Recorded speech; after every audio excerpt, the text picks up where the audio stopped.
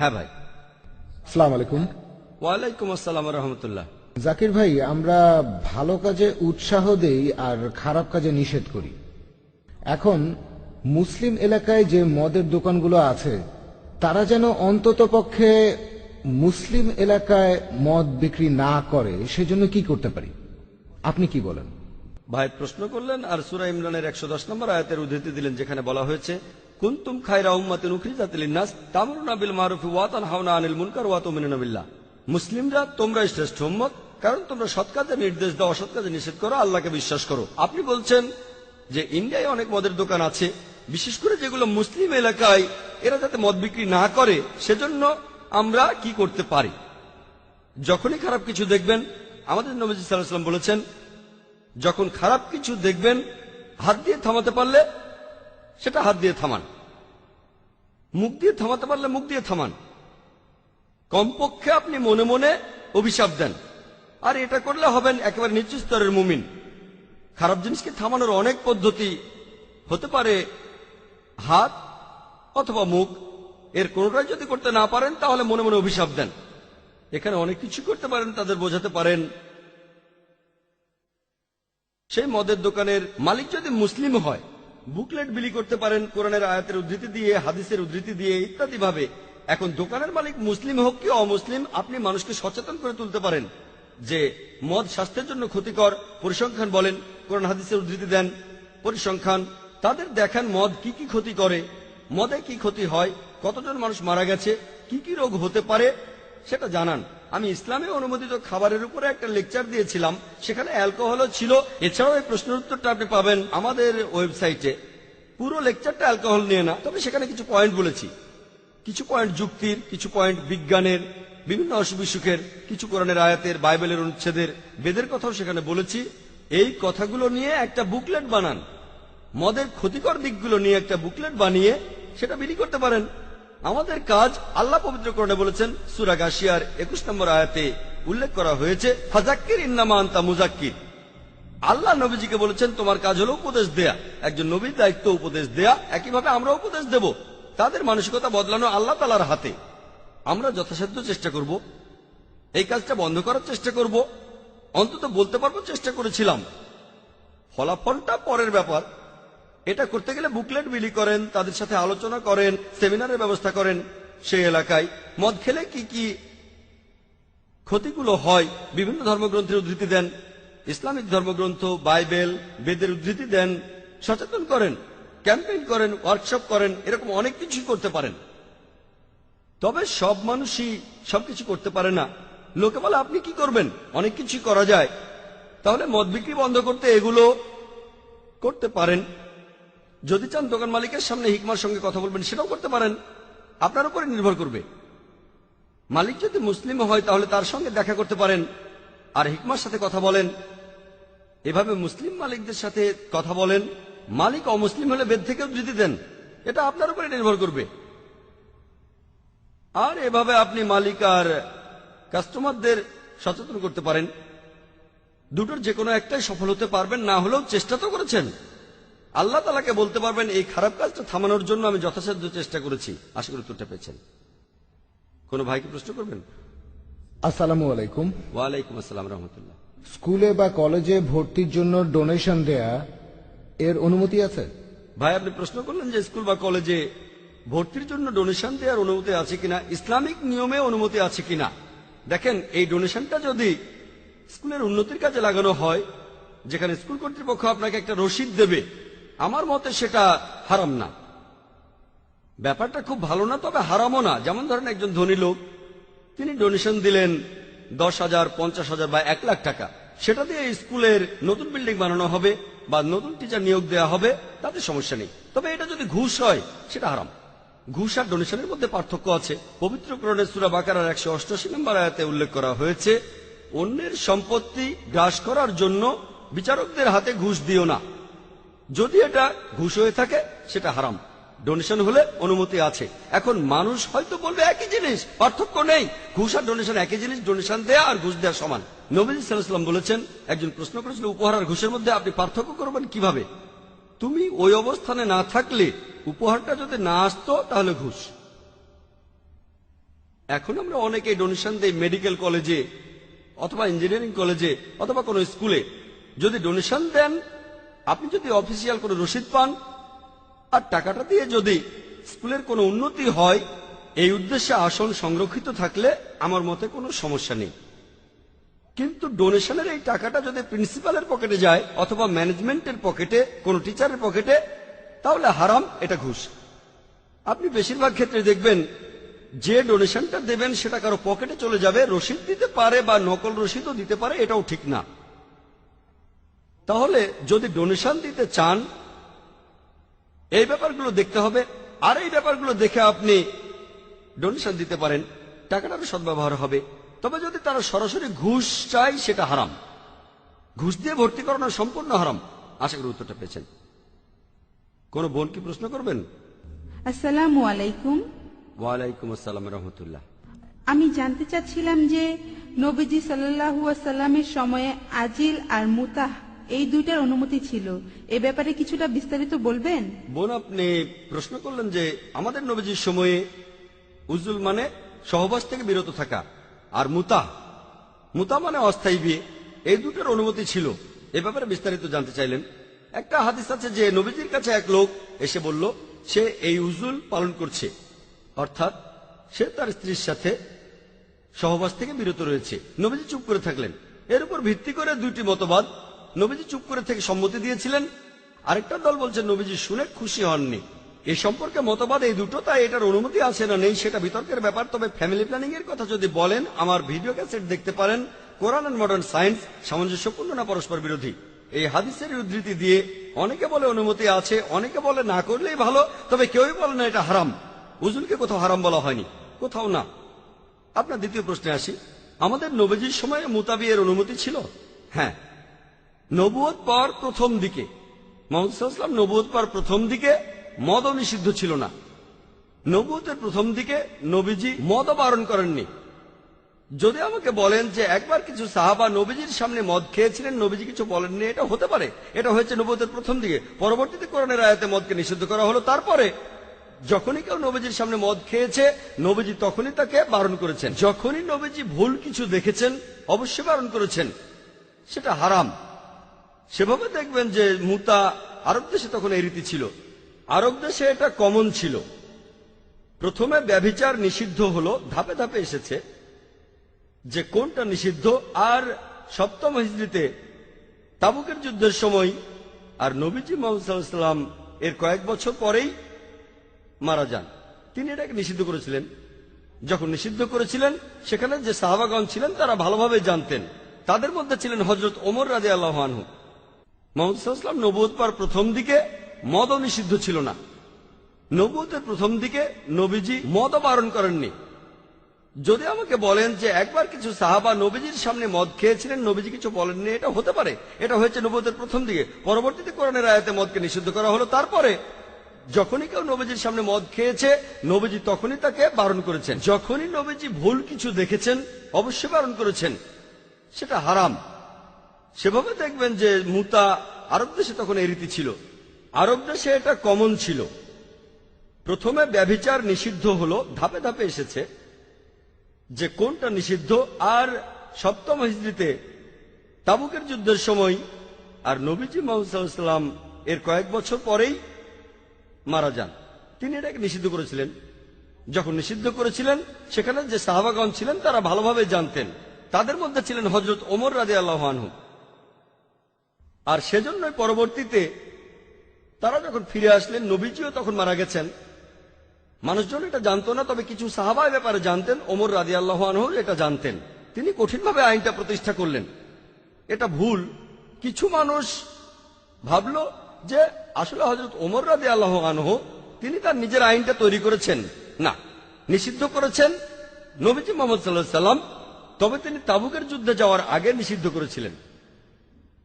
সব সাহাবী সেখানে ছিলেন না, মাত্র কয়েকজন ছিলেন। তাদের মধ্যে ছিলেন ওমর রাদিয়াল্লাহু আনহু। নবীজি মারা যাওয়ার পরে যেহেতু জানতেন এটা নিষিদ্ধ, তাই কঠোরভাবে নিষিদ্ধ করেন। আর আমাদের নবীজির সময়ে মুতা মানে অস্থায়ী বিয়ে, তার মানে বিয়ে করলেন কোন মহিলাকে একটা নির্দিষ্ট সময়ের জন্য, হয়তো এক রাত বা এক সপ্তাহ বা এক মাস, এটা ইসলামে হারাম। ইসলামে পরিষ্কারভাবে বলা হয়েছে নিকাহ পবিত্র বন্ধন। বিয়ে করে আপনি ভাববেন যে স্ত্রীর সঙ্গে থাকবেন সারা জীবন। যদি কখনো সমস্যা হয় তাহলে বিয়েটা ভাঙতে পারেন, তালাক বা বিবাহ বিচ্ছেদের মতো ব্যাপার হতে পারে। মুতার ক্ষেত্রে এমনটা না, আপনি বিয়ে করেছেন একটা নির্দিষ্ট সময়ের জন্য, এটা হারাম ইসলামে। এটা আসলে পতিতাবৃত্তিকে স্বীকৃতি দেয়া। ইসলাম ধর্মে পতিতাবৃত্তির কোনো স্থান নেই, এটা হারাম। বিয়ে করে কোনো সমস্যা হলে হতে পারে 10 বছর, 10 মাস বা 1 মাস বা 1 সপ্তাহ পরে তালাক হতে পারে। কোরআনে অনুমতি আছে, তালাক দেওয়ার অনুমতি আছে। তবে আগে থেকেই জানছেন যে আমি এখানে থাকবো এতদিন বা এত সপ্তাহ, ইসলামে এটা হারাম, এর কোনো অনুমতি নেই। আশা করি উত্তরটা পেয়েছেন। কোনো ভাই প্রশ্ন করবেন? হিন্দুস্তান টাইমসে 3 দিন আগে একটা খবর এসেছিল, সেখানে বর্ণপ্রথা আর জাতিভেদের পক্ষে বলা হয়েছিল, আর কারণটা বলা হয়েছিল যে কেন বিভিন্ন মানুষ পিছিয়ে আছে। আর মনুস্মৃতি থেকে কিছু উদ্ধৃতি দেয়া হয়েছিল যে ব্রাহ্মণরা এসেছে মাথা বা মুখ থেকে, আর নিচু জাতের মানুষেরা এসেছে পা থেকে। আমি আসলে জানতে চাচ্ছি যে এই মনুস্মৃতির অবস্থান হিন্দু ধর্মগ্রন্থের মধ্যে, এর অবস্থানটা কোথায়? আর এই কথা কি অন্য হিন্দু ধর্মগ্রন্থে আছে, যেমন ঋগ্বেদ অথবা এমন উঁচু স্তরের কোনো গ্রন্থ? ভাই, আপনি প্রশ্ন করলেন যে আপনি কিছুদিন আগে হিন্দুস্তান টাইমসে পড়েছেন, সেখানে বলা হয়েছে মানুষের মধ্যে জাতিভেদের কারণটা কি। মনুস্মৃতির কথা যে ঈশ্বরের মাথা থেকে, স্রষ্টার মাথা থেকে সৃষ্টি হয়েছে ব্রাহ্মণরা, আর ক্ষত্রিয়রা এসেছে বুক থেকে, বৈশ্যরা এসেছে স্রষ্টার পাকস্থলী থেকে আর উরু থেকে, আর শূদ্ররা এসেছে স্রষ্টার পায়ের তলার ময়লা থেকে। ভাই প্রশ্ন করলেন হিন্দু ধর্মগ্রন্থের ভেতরে মনুস্মৃতির অবস্থান কোথায়, আর অন্য গ্রন্থে এই কথাটা আছে কিনা। মনুস্মৃতি হিন্দুদের ধর্মগ্রন্থ দুই প্রকার, শ্রুতি আর স্মৃতি। শ্রুতিগুলোকে বলা হয় মহান ঈশ্বরের বাণী, এখানে দেখবেন বেদ আর উপনিষদ। স্মৃতি হলো যেগুলো মানুষ লিখেছেন, এখানে আপনারা পাবেন মহাভারত, রামায়ণ, অন্যান্য পুরাণা, এখানে মনুস্মৃতিও পাবেন। তারা এটাকে বলে ধর্মশাস্ত্র।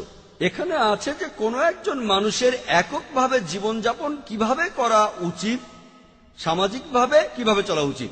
তবে শ্রুতির তুলনায় এগুলোর গুরুত্ব কিছুটা কম। আর ধর্মশাস্ত্রগুলোর মধ্যে মনুস্মৃতিকে ধরা হয় নিচু সারির শাস্ত্র। এখন এই কথাগুলো যে মহান স্রষ্টার মাথা বা মুখ থেকে সৃষ্টি হয়েছে ব্রাহ্মণ আর পা থেকে শূদ্ররা, এটাকে অন্য কোথাও আছে? হ্যাঁ, অন্য হিন্দু ধর্মগ্রন্থ আছে, বেদেও আছে। এই কথাটা বেদেও আছে, যেটা সর্বোচ্চ ধর্মগ্রন্থ। বেদে আছে, ঠিক না ভুল সেটা পরের কথা। তবে কথাটা বেদে বলা আছে যে মহান স্রষ্টার মুখ থেকে সৃষ্টি হয়েছে ব্রাহ্মণ আর পা থেকে সৃষ্টি হয়েছে শূদ্র। এই বর্ণপ্রথা এটা অন্যান্য ধর্মগ্রন্থ আছে, সর্বোচ্চ ধর্মগ্রন্থেও, সেটা হচ্ছে বেদ। অনেক সংস্কারপন্থী আমার লেকচার শুনবেন, similarities between Islam and Hinduism, তারা এই প্রথাটাকে মানে না, যে বর্ণপ্রথা থাকা উচিত না। বিস্তারিত জানতে আমার ভিডিও ক্যাসেট দেখেন, similarities between Islam and Hinduism. আশা করি উত্তরটা পেয়েছেন। কোন বোন কি প্রশ্ন করবেন? আসসালামু আলাইকুম। ওয়ালাইকুম আসসালাম রহমতুল্লাহ। ভাই, আপনি হিন্দুদের এই দ্বিমুখী নীতিটা সম্পর্কে কিছু বলবেন? একদিকে তারা মানুষের তৈরি করা মূর্তিকে পূজা করছে, আর আজকের টাইমস অফ ইন্ডিয়াতে দেখলাম যে হিন্দুরা অম্বরনাথে একটা মানুষের তৈরি মূর্তির ব্যাপারে আপত্তি জানিয়েছে। বোন, আপনি প্রশ্ন করলেন যে হিন্দুদের এই দ্বিমুখী নীতি সম্পর্কে কি বলবো। তারা মূর্তি পূজা করে, মূর্তিকে দেবতা বলে, আবার মানুষের বানানো মূর্তির ব্যাপারে প্রতিবাদ করে। টাইমস অফ ইন্ডিয়ায় এসেছে, আমি শুধু করেছি খবরটার হেডিং যে হিন্দুরা মানুষের তৈরি একটা মূর্তির ব্যাপারে আপত্তি করেছে। বিস্তারিত খবরটা আমি পড়িনি। বোন, আপনি বললেন তাদের এই দ্বিমুখী নীতি সম্পর্কে কি বলবো। অনেকেই হয়তো এটাকে দ্বিমুখী নীতি বলে, তবে হিন্দুরা এখন সচেতন হচ্ছে। দ্বিমুখী নীতি না, একটাই নীতি, বেদের নীতি। বেদ সবসময় মূর্তি পূজার বিরুদ্ধে, ভগবত গীতা মূর্তি পূজার বিরুদ্ধে, উপনিষদ মূর্তি পূজার বিরুদ্ধে, কথা পরিষ্কার ভাবে বলা হয়েছে। আর হিন্দু ধর্মের বিশেষজ্ঞরাও এটা জানেন। তবে বেশিরভাগ ধর্মের বিশেষজ্ঞরাই চায় না যে অনুসারীরা তাদের ধর্মগ্রন্থগুলো পড়ুক, এতে লাভটা তাদেরই। এই ব্যাপারে বিস্তারিত বলেছি আমার lecture similarities between Hinduism and ইসলামে। তাহলে হিন্দু ধর্মে দেখবেন ধর্মগ্রন্থগুলো সামগ্রিকভাবে মূর্তি পূজার বিরুদ্ধে। এখন হিন্দুরা এটা বুঝতে পারছেন, তারা যুক্তি ব্যবহার করছেন যে এটা কি হচ্ছে, আমরা যার পূজা করছি সেটা মানুষের বানানো, তার পূজা করব কেন। এভাবে হিন্দুরা আগের চাইতে সচেতন হচ্ছে, আমরা উৎসাহ দেব। এখানে মানুষের বানানো মূর্তির ব্যাপারে আপত্তি করছেন আর মানুষেরই বানানো মূর্তির পূজা করছেন। সেটা কেন করছেন? তারা তাদের ধর্মগ্রন্থের কাছাকাছি আসছে, এজন্য তাদের অভিনন্দন, তাদের সমর্থন জানাই যে তারা ধর্মগ্রন্থের সত্যের কাছাকাছি এসেছে, যেটা খুবই গুরুত্বপূর্ণ। আর আমার লেকচারের ক্যাসেট দেখেন, সিমিলারিটিজ বিটুইন হিন্দুইজম এন্ড ইসলাম, সেখানে সাদৃশ্য নিয়ে কথা বলেছি। আমি এখানে আপনাদের বলি, মুসলিম আর হিন্দুদের ধর্মগ্রন্থে যেটা এক, আসুন আমরা অন্ততপক্ষে সেটা মানি, আলাদাটা নিয়ে আলোচনা করব আরেকদিন। এমন না যে পার্থক্য নেই, আসুন অন্ততপক্ষে কমন জিনিসগুলো মেনে চলি। আর আপনারা দেখবেন যে দুটো ধর্মগ্রন্থই, মুসলিম আর হিন্দু ধর্মগ্রন্থ দুটোই বলছে এক ঈশ্বরের কথা। মূর্তি পূজা করবেন না, ঈশ্বরের কোনো সন্তান নেই, তিনি কখনো জন্মাননি। আমরা সকল নবী রাসূলকে বিশ্বাস করব চূড়ান্ত নবী মুহাম্মদ সাল্লাল্লাহু আলাইহি ওয়াসাল্লামকে, পরকালের জীবনে বিশ্বাস করব। এই কমন জিনিসগুলো মেনে চলেন, আলাদাটা নিয়ে পরে কথা বলবো। আসুন অন্ততপক্ষে এই কথাগুলো মানি, যেখানে এক ঈশ্বরের কথা আছে, অন্তত এই কথাটা মানি। আশা করি উত্তরটা পেয়েছেন।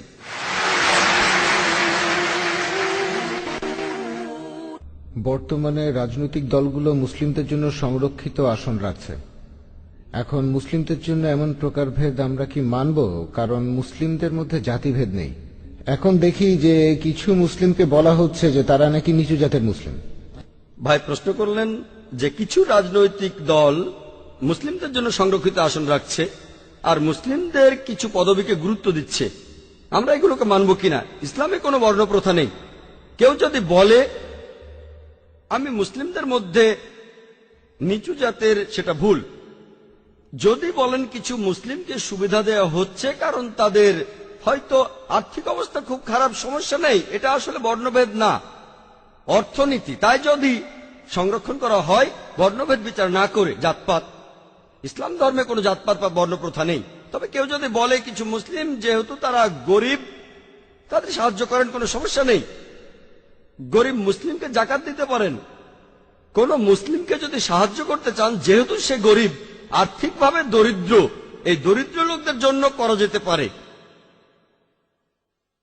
হিন্দুদের মধ্যে যেমন বর্ণপ্রথা, ইসলামে তেমনটা নেই।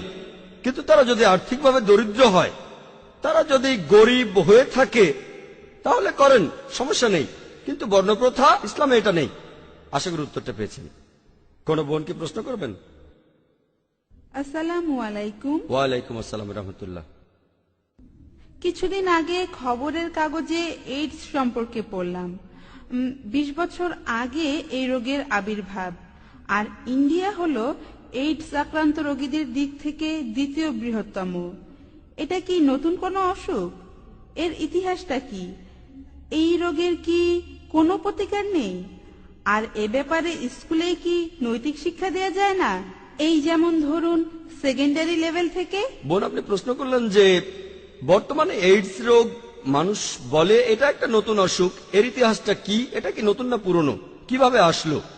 আর এই রোগ প্রতিরোধের জন্য নৈতিক শিক্ষা দেয়া যায় কি না, যেমন সেকেন্ডারি স্কুল থেকেই। আমি আপনাকে এইডস এর ব্যাপারে বলি, ইতিহাসে এটা খুবই নতুন। বছরের কথা বললে এই রোগটা এসেছে কয়েক দশক আগে। কয়েক দশক আগে মানে অসুখটা বেশ নতুন, এটা একটা নতুন রোগ। আর এর কারণ হিসেবে অনেক কিছুই বলা হয়েছে। আগে মানুষ ভাবতো এটার কারণ সমকামিতা, এরপর তারা বলল স্বাভাবিক সহবাসও হতে পারে, আরো অনেক। তারপর বলল রক্ত নিতে গেলে এইডস হতে পারে। এখন পর্যন্ত আমরা এই রোগের প্রতিকার জানি না। কারণগুলো আমরা জানতে পেরেছি, প্রধানত অবাধ যৌনাচার, অনেক যৌন সঙ্গী বদল করা, এটা হলো একটা কারণ। এই সমস্ত কারণগুলোর মধ্যে অ্যালকোহল আরেকটা কারণ, মাদক সেবীরা এক সিরিঞ্জ ব্যবহার করে, সেটাও একটা কারণ। অনেক কারণ আছে, এমন অনেক কারণে আছে, তবে প্রধান কারণটা যৌনাচার। আর এই কারণেই আপনি বললেন যে ইন্ডিয়া হলো পৃথিবীতে এইডস আক্রান্ত রোগীদের দিক থেকে দ্বিতীয় বৃহত্তম। কথাটা ঠিক। কয়েক বছরের মধ্যে ইন্ডিয়া 1 নম্বর হয়ে যাবে। ইন্ডিয়া এখন স্কুলে নৈতিক শিক্ষা দেয়া, হ্যাঁ পশ্চিমা বিশ্বে এমনটা আছে, তারা স্কুলে ছেলে মেয়েদের যৌন শিক্ষা দেয়। আমি কিছুটা মানি আর কিছুটা মানি না। ইসলাম কি বলে? ইসলামে যৌন শিক্ষা দেওয়ার কথা বলা হয়েছে, তবে পশ্চিমা স্কুলগুলোতে যেভাবে শেখানো হয় সেটা আমি মানি না। সেখানে অনেক কিছুই করা হয়, কারণ সেখানকার পরিস্থিতিটা আলাদা। ইংল্যান্ডের একটা রিপোর্ট অনুযায়ী এই কয়েক সপ্তাহ আগে এই পেপারে খবরটা এসেছিল টাইমস অফ ইন্ডিয়ায় যে ইংল্যান্ডে বর্তমানে যে শিশুরা জন্মায় তাদের 40%-এরও বেশি বিবাহিত বাবা মায়ের সন্তান হয়ে জন্মায় না। তার মানে যেসব মহিলা সন্তান প্রসব করছে তাদের 40%-এরও বেশি বিবাহিত নয়। আর 20-30 বছর আগে এটা ছিল 20%। আরো কয়েক দশক আগে এটা আরো কম ছিল। তাদের সমাজ উন্নত হচ্ছে, আর তারা বলছে 2012 সালের মধ্যে যেসব শিশু জন্মাবে তার 50%-এরও বেশি তাদের বাবা মারা বিবাহিত হবে না। বুঝতেই পারছেন তাদের সমাজটা আসলে খারাপ হয়ে যাচ্ছে। এজন্য তারা স্কুলে যৌন শিক্ষা দিচ্ছে, আর কারণ হলো এগুলোই। আমার মনে হয় সমস্যাটা আসলে স্কুলে না, সমস্যাটা হলো সমাজে। আমরা এইসব বাজে জিনিসগুলো বাদ দিতে চাই, যেমন কোনো অশ্লীলতা থাকবে না, পর্নোগ্রাফি। এখন এগুলো বাড়ছে কেন? পর্নোগ্রাফি ম্যাগাজিন বাড়ছে, পর্নোগ্রাফিক সাইট বাড়ছে। সার্ভে দেখা গেছে যে 80% পুরুষ পর্নোগ্রাফিক সাইটে যায়, যারা অফিসে কাজ করে তাদের 20% একেবারে অফিস টাইমে পর্নোগ্রাফিক সাইটে যায়। এগুলো সার্ভে। মহিলাদের মধ্যে 13% অফিস টাইমে। হ্যাঁ, পর্নোগ্রাফিক সাইটে যাওয়াটাই খারাপ, আর অফিস টাইমে যাওয়া। চিন্তা করেন, আপনি সেখানে চাকরি করছেন আর পর্নোগ্রাফিক সাইট দেখছেন। এমন কিছু অফিসে আছে যারা বলে আপনি পর্নোগ্রাফিক সাইট দেখতে চাইলে ওই রুমটাতে যান, একটা স্পেশাল রুম থাকে, অফিসের কাজে ডিস্টার্ব করবেন না। তারা এখন বলে আমরা এখন অনেক চালাক, তাই তারা বলে দেখতে চান বিনোদন কক্ষে যান। আপনার কম্পিউটারে দেখার দরকার নেই, বিনোদন কক্ষটা আলাদা, সেখানে 8 ঘন্টা সময় কাটানোর সমস্যা নেই। তাই আপনার ইচ্ছে হলেই বিনোদন কক্ষে যাবেন, আর কোম্পানির পারমিশন নিয়েই যাবেন। যদি বলেন এভাবে সমাজের উন্নতি হবে, সেটা আসলে ভুল। এবারে শিক্ষার ব্যাপারে বলি। স্কুলে আমার বোন তার মেয়ের স্কুলের নামটা বলছি না, খুবই বিখ্যাত একটা স্কুল, সেখানে অভিভাবকদের মিটিং, আর এসেছেন একজন এক্সপার্ট মনোবিজ্ঞানী, যিনি অভিভাবকদের সঙ্গে কথা বলবেন এই বিষয়ে। তো সেই এক্সপার্ট খুব জনপ্রিয় একজন লোক বোম্বেতে। তিনি বলছেন, অভিভাবকদের বলছেন যে আপনারা এইডস এর ব্যাপারে তো জানেন, এইডস সম্পর্কে বলছেন, এইডস ছড়িয়ে পড়েছে, আপনার বাচ্চাকে শেখান কন্ডম ব্যবহার করো। সেখানে সবাই খুব সিরিয়াসলি বলছিল শেখাতে হবে, বাচ্চাদের শেখাবেন। তারপর প্রশ্নোত্তর পর্ব শুরু হলো। আমার বোন প্রশ্ন করে এক্সপার্টকে উড়িয়ে দিল। সেক্স করতে বারণ না করে তাদের বলছেন কন্ডম ব্যবহার করতে। এটা কোন ধরনের শিক্ষা? আপনারা তাদের বলবেন তোমরা সহবাস করো না, কিন্তু বলছেন করলে করতে পারো, কন্ডম ব্যবহার করো, এইডস হবে না। কন্ডম ব্যবহার করলে এইডস হবে না। কয়েক বছর আগে দক্ষিণ আফ্রিকায় গিয়েছিলাম, বিশাল হোর্ডিং, এইডস থেকে বাঁচতে কন্ডম ব্যবহার করুন। তারা অবৈধ সেক্স করতে বারণ করছে না, সেক্স করেন তবে কন্ডম ব্যবহার করেন, তাহলে এইডস হবে না। এইডস পশ্চিমা বিশ্বে ছড়াচ্ছে, এখন ইন্ডিয়াতেও চলে এসেছে। তারা কিন্তু বলছে না তোমরা অবৈধ সেক্স করো না, তোমরা ব্যভিচার করো না, অবাধ যৌনাচারে মেতে উঠো না, করো তবে সাবধান, কন্ডম ব্যবহার করো। এখন বাচ্চাদের যদি এই ধরনের শিক্ষা দেন, এমন শিক্ষার কোনো প্রয়োজন নেই।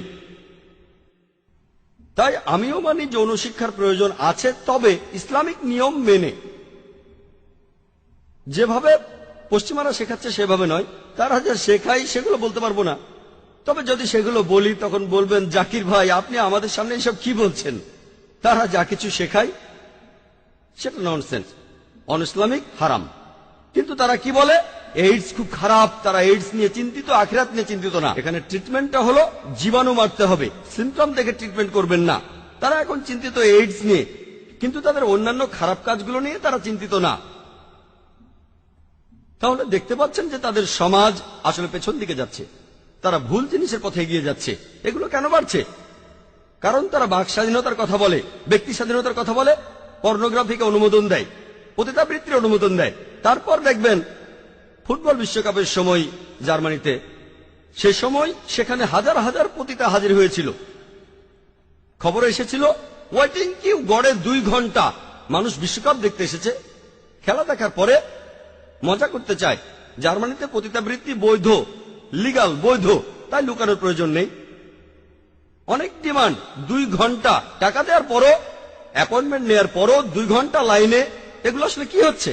মডার্ন। যৌন শিক্ষার অবশ্যই প্রয়োজন আছে। এখানে একটা ব্যাপারে আমাদের খেয়াল রাখতে হবে। দেখবেন যে এমন কে আছেন যে ইসলামিক নিয়মে এই শিক্ষাটা দিতে পারবেন। কোথায় বর্তমান বিশ্বের সব সমস্যার সমাধান পাবেন, সেটাই হলো বড় কথা, এটাই বড় চ্যালেঞ্জ। আমাদের স্কুলেও এমন শিক্ষা দেওয়ার চিন্তা ভাবনা করছি, তবে কে এই শিক্ষাটা দেবেন সেটাই গুরুত্বপূর্ণ। তাকে বিশেষজ্ঞ হতে হবে ইসলামের উপর, মেডিকেল সায়েন্সের উপর। বাচ্চাদের সাথে তাদের লেভেলে গিয়ে কথা বলতে হবে, তাদের সাথে কোনো অশ্লীল কথা বলা যাবে না। কোরআনে এমন কথা আছে, আল্লাহ তাআলা বলেছেন পবিত্র কোরআনে, আরবি শব্দগুলো সেগুলো ব্যাখ্যা করে বলবেন, তাদেরকে আপনি শেখাতে পারেন ভদ্রভাবে, অশ্লীলভাবে না। তাই এই কথাগুলো বলবেন আল্লাহ সুবহানাহু ওয়া তাআলা যেভাবে পবিত্র কোরআনে বলেছেন। অন্য বইয়ের সঙ্গে তুলনা করুন, তারপর পার্থক্যটা দেখুন। কোরআনে যেভাবে আছে আপনার মনে কোনো খারাপ চিন্তা আসবে না। কোরআনে যেভাবে বলা হয়েছে শরীরের কোনো একটা অঙ্গ, সেটার ভদ্র নাম দেয়া যায়, অশ্লীল নামও দেয়া যায়। আমি এখানে কোনো উদাহরণ দেব না।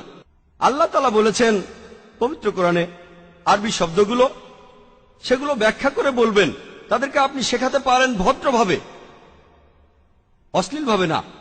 তাই এই কথাগুলো বলবেন আল্লাহ সুবহানাহু ওয়া তাআলা যেভাবে পবিত্র কোরআনে বলেছেন। অন্য বইয়ের সঙ্গে তুলনা করুন, তারপর পার্থক্যটা দেখুন। কোরআনে যেভাবে আছে আপনার মনে কোনো খারাপ চিন্তা আসবে না। কোরআনে যেভাবে বলা হয়েছে শরীরের কোনো একটা অঙ্গ, সেটার ভদ্র নাম দেয়া যায়, অশ্লীল নামও দেয়া যায়। আমি এখানে কোনো উদাহরণ দেব না। তাই যে মানুষটা যৌন শিক্ষা দেবেন তার জ্ঞান থাকতে হবে, যোগ্যতা থাকতে হবে। পশ্চিমা বিশ্বে যেভাবে শেখানো হচ্ছে, তারা যেভাবে মনে করছে তেমনটা হবে না। সমস্যা নেই, আপনার সন্তান জন্মেছে, বিয়ে ছাড়াই সমস্যা নেই। তবে একটু সাবধান থাকবেন, নিজের ব্যাপারে যত্ন নেবেন, এই কাজগুলো চালিয়ে যান, সমস্যা নেই। বিয়ে না করে একসঙ্গে থাকেন, বিয়ে ছাড়া সমস্যা নেই, সহজ। ভালো না লাগলে চলে যান, 1-2 বছর পরে মুতাবিয়ারও দরকার নেই। উন্নতি। তাহলে এই হলো নিয়ম। শুধু বিয়ে কেন, বন্ধুও থাকবে। এগুলো পেপারও দেখবেন তো কি হচ্ছে, যে মডার্ন হচ্ছে। কোথায় মডার্ন? আমার তা মনে হয় না। তারা আসলে পিছিয়ে যাচ্ছে, তারা প্রাগৈতিহাসিক যুগে ফিরে যাচ্ছে। আমার মতে এরা মডার্ন না। বোন, আমি আপনার সঙ্গে একমত, তবে একটা নিয়ম থাকবে। পশ্চিমা বিশ্বে যেমন চলছে তেমনটা না। আর এখন বোম্বেতেও এমনটা হচ্ছে। পরিসংখ্যানটা শুনলে আপনারা চমকে উঠবেন। আমি আগে যে পরিসংখ্যানগুলো বলতাম, 10 বা 15 বছর আগে যেসব মেয়ে স্কুলে যায় তাদের এত পার্সেন্ট স্কুলে কুমারিত্ব হারায়, আর ইউনিভার্সিটিতে 99%-এরও বেশি। এটা পশ্চিমাদের পরিসংখ্যান। বোম্বেতে আমি চমকে গেছি। আমি আগেও বলেছি যে বোম্বেতেও, এখানেও এইডস ছড়িয়ে পড়বে। 2-3 বছর আগে এইডস এর উপর একটা কনফারেন্স হয়েছিল। সেই কনফারেন্সে একজন বিশেষজ্ঞ বলেছিলেন যে কথাটা আমি এখনো বিশ্বাস করি না।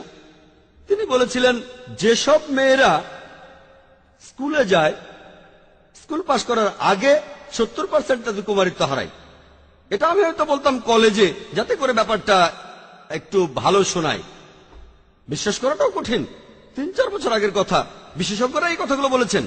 বোম্বেতে একটা এইডস কনফারেন্সে কুমারিত্ব হারাচ্ছে 70% মেয়ে বোম্বেতে।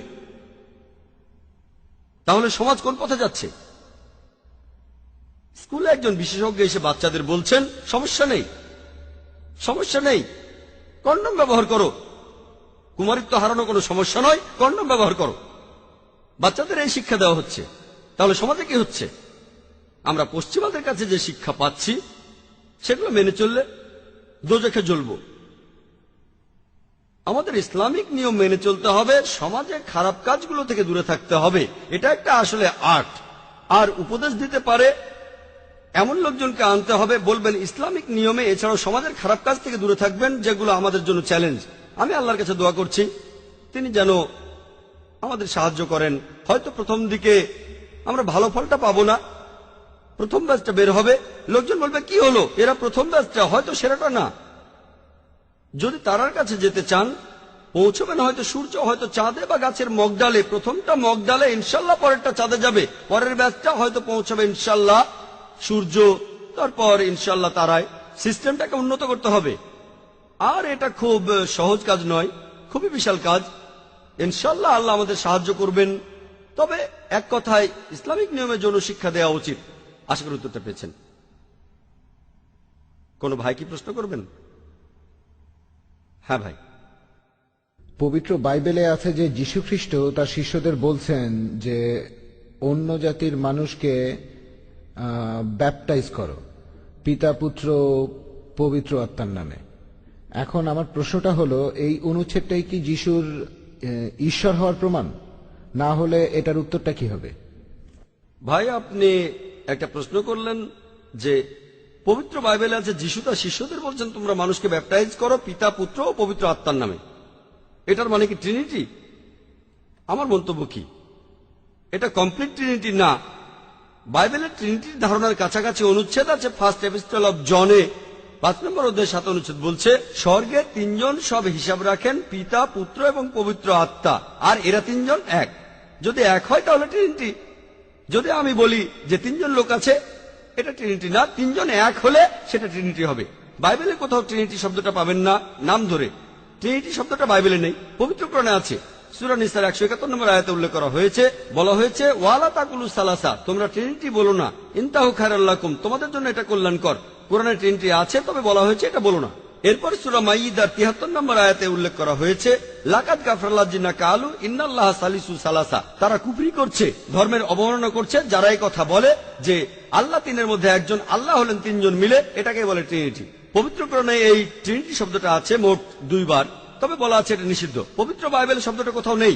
সবচেয়ে কাছাকাছি ফার্স্ট এপিস্টল অফ জন 5 নম্বর অধ্যায় 7 অনুচ্ছেদ, আপনার বলা অনুচ্ছেদটা না, সেটাতে তিনজনকে এক বলা হয়নি, এটাতে বলা হয়েছে। তবে এই ফার্স্ট এপিস্টল অফ জন 5 নম্বর অধ্যায় 7 অনুচ্ছেদ যেটা বলছে যে স্বর্গে তিনজন হিসাব রাখে, পিতা পুত্র আর পবিত্র আত্মা, আর তিনজন হলো এক, এটা বাইবেলের রিভাইজড স্ট্যান্ডার্ড ভার্সন অনুযায়ী, স্ট্যান্ডার্ড ভার্সন রিভাইজ করেছেন 32 জন খ্রিস্টান বিশেষজ্ঞ, যারা খুবই উচ্চ পদস্থ, যাদের পেছনে 50টি খ্রিস্টান প্রতিষ্ঠান সমর্থন দিচ্ছে।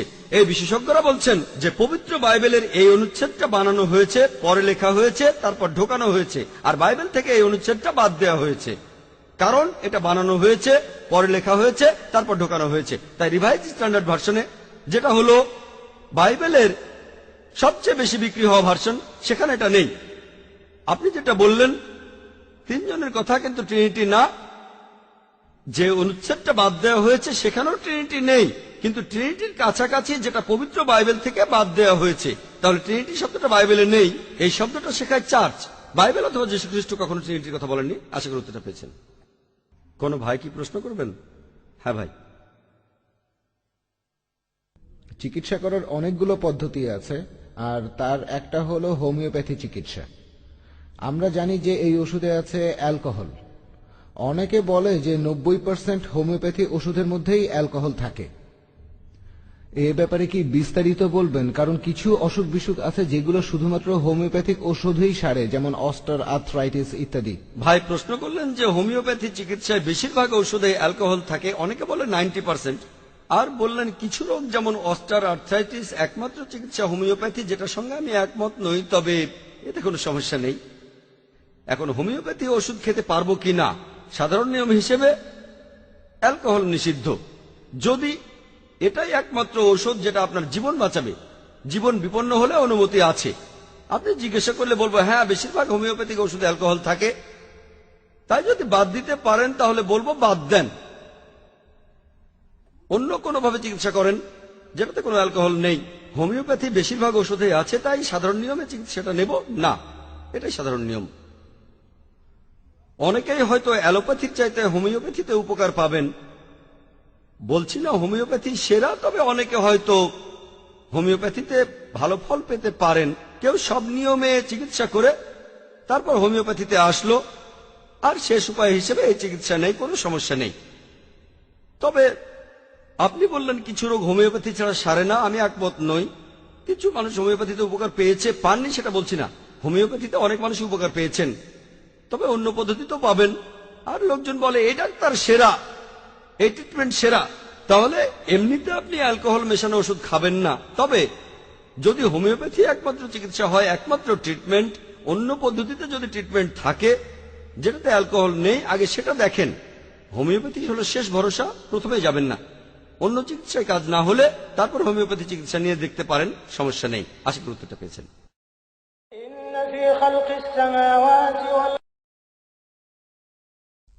আলহামদুলিল্লাহ ওয়াসসালাতু ওয়াসসালাম ওয়া সাহাবি আজমাইন আম্মা বাদ আউযু বিল্লাহি মিনাশ শাইতানির রাজিম বিসমিল্লাহির রহমানির রহিম উদু ইলা সাবিলি রাব্বিকা বিল হিকমা ওয়াল মাউযাতিল হাসানাত ওয়াজাদিলহুম বিল্লাতি হাসান রাব্বিশ ইশরাহ লি সাদরি ওয়া ইয়াসসির লি আমরি ওয়াহলুল উকদাতাম মিন লিসানি ইয়াফকাহু কাওলি।